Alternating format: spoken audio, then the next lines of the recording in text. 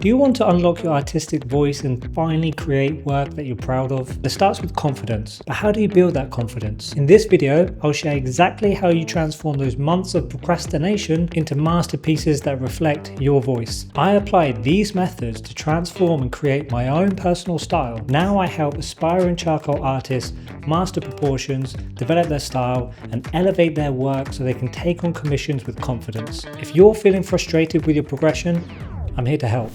So you finally sit down to do a drawing, something that you've put off for either weeks or months because maybe the last few portraits that you've tried didn't quite work out, or you've slowly built up these self-sabotaging beliefs. You see other artists work online, and even though you like their work, it just highlights that you know you should be drawing, but you just can't bring yourself to it. You tell yourself you will get back to it soon. That soon turns into weeks, those weeks turn into months.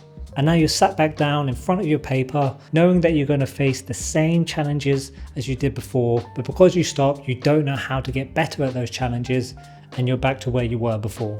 In my studio, I have notes written everywhere, things that I want to achieve with my work, ideas I want to experiment with, and the reasons why I want to achieve them. But all of these reasons, they all boil down to one common factor, and that's having drawing in my routine, having drawing in my life. When I decided to take my work seriously and commit to it, that's where I saw genuine, real progression and my work transformed. That doesn't mean only drawing every single day, because let's be honest, it's unrealistic. But it was more being able to draw as often as what was possible for me. With my students, we practice consistency, which is why on top of my program, I run live drawing sessions every single week.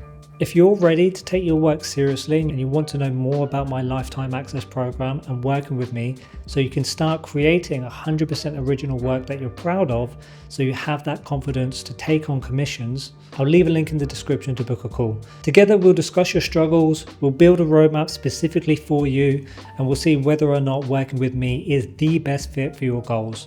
Link in the description. So I like to view drawing in a few different categories. We have showcase pieces, mock-up pieces, studies, and exercises. Now, showcase pieces are, well, they're basically showcase pieces, something that you create almost like a portfolio piece. It takes a bit more time, energy, and focus. Usually have some kind of self-pressure involved as well because you want it to look good. A mock-up piece is an idea that you have for a showcase piece. Maybe there's a composition or a background that you want to try and incorporate into your next drawing, and you want to know the logistics of how it works before moving it into that showcase piece. It requires less time and the focus is more on one aspect, such as the background or the composition, rather than the entire piece itself. Studies, they are quicker pieces to either shake some of that stiffness off, experimenting, or just quickly practicing the fundamentals, something that is less in time, effort, and pressure. And then the exercises are exactly that. The exercises that help with the logistics of the fundamentals in terms of proportions, values, application, control, something that doesn't give you a nice drawing to frame, but it gives you experience in building those muscles to make that nice drawing to frame. When it comes to showcase pieces, especially when you are still getting comfortable with the fundamentals and you know it's going to require more time and more focus, sometimes that can feel quite daunting and you can put it off for days or even sometimes weeks. Which is why just getting into your studio and doing something less taxing is so helpful, because you can still do other things that build that muscle memory.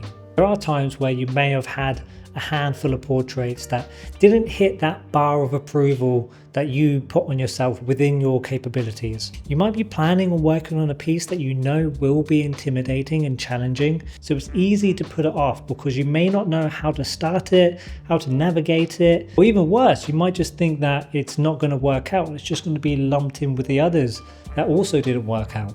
I've had experiences where the thought of going into my studio has just felt like pressure, and it's just felt more of a chore than anything because of all of these examples in that learning process. What I found that really helped me was to reframe my mindset from the thought of committing to something that requires a lot of mental energy for X amount of hours so I can create this showcase piece, to instead setting an alarm on my phone for 1 hour and just sit inside my studio.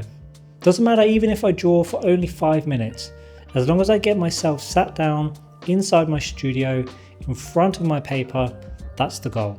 And every single time, after those 5 minutes, I'm already engrossed in what I'm doing. I've been sucked back into that creative journey, and an hour later my alarm goes off, but I'm so drawn into what I'm doing, I stop the alarm and I continue to draw anyway. And I realized that the idea of sitting down to draw was actually more difficult than physically sitting down to do the drawing. Of course, the ideal situation is to have something to show off every single time we do a drawing. But the most important thing is just being inside your studio. And there are different levels and phases within your drawing journey as well. So for instance, when I was focusing more on suggestion and implied forms within my work, I would give myself a 4-hour window to create these pieces and do them in the one sitting. I prefer one sitting sessions if I can, because I like being there in the moment with my piece, from start to finish, without checking out of that creative flow. And some people are different. Some people like to let it breathe for a bit and revisit it later. It all really depends on what works for you best. With these 4-hour pieces, I kind of want them to be showcase pieces, but they are more focused to being practices instead. But if I can manage to capture it in the way that I want to within those 4 hours, then great. But if not, and I know it will take, a few more hours, I'll either just save it for another time, or what usually happens is I'll just leave it there and just move on. Now, I'm a believer in a portrait takes as long as it takes, if the goal is to only create a showcase piece. But if there's something that I'm trying to improve on or gain further experience with, then I like to create certain parameters within the challenge to help keep the task at hand and not fall into trying to make it absolutely perfect and polished. This is because quantity and reps build that drawing muscle in a more efficient way. So let me just use an extreme example for this. Say for instance, you do a drawing that took you a month to do, and you have encountered that drawing's challenges once in that month, such as knowing where to start, the placement, proportions, composition, background, overall look and style, its own journey. So now let's take a drawing that takes 4 hours and apply that into that same month. You have gone through that process and those challenges 40 times. So you have trained that muscle a lot more in tackling those specific challenges and have gained a lot more experience. That muscle memory and the interaction you have between you and the drawing has been sharpened a lot more. So the goal wasn't just to create these beautiful drawings. It was to work out that process of building it up in the most efficient way, capturing the person's likeness while simplifying it. And I improved a lot quicker than I was expecting to, because I went through that process a lot more instead of just focusing on creating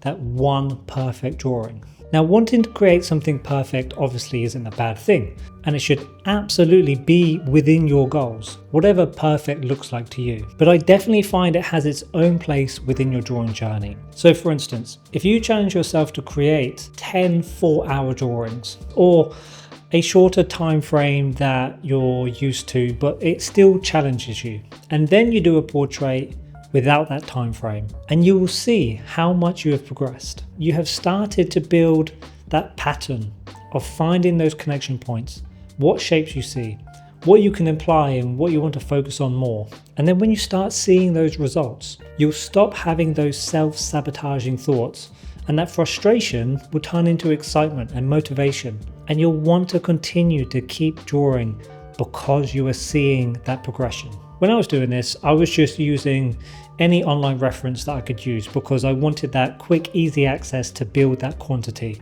On top of all of the skills in how to put a portrait together, I also learned what style of reference I enjoyed to draw. I started to learn and take note of how I thought that reference was shot, how that model was positioned. So for instance, I like portraits that have more of a low-key lighting. Something where the values of the face, they still have that heavy shadow coming over, but the background is a little bit lighter. I also prefer portraits where they're positioned at more of a 3/4 degree angle or even a side profile rather than face on. So not only did I progress more quickly with my actual drawings, but I also started to identify the style of work that I wanted to create. And then that led me to then start going out, taking my own references, understanding the difference between an outside shoot in the sun and a studio shoot where you can control the lighting.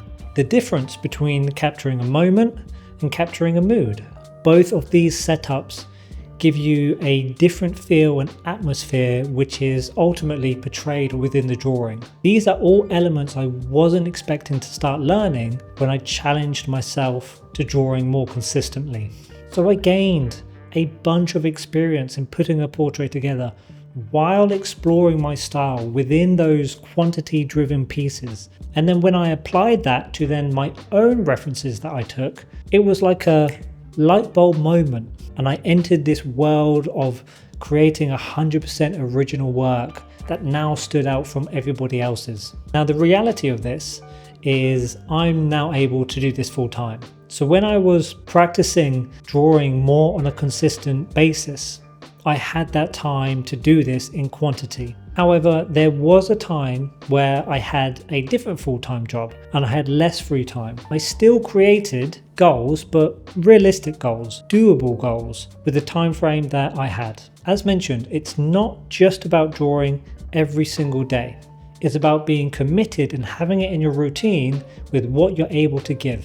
So create drawing goals and challenges for yourself, but realistic goals. Goals that you can stick to. Something that keeps you going, but without risking burnout. You want it to be fun and challenging. I'll see you in the next one.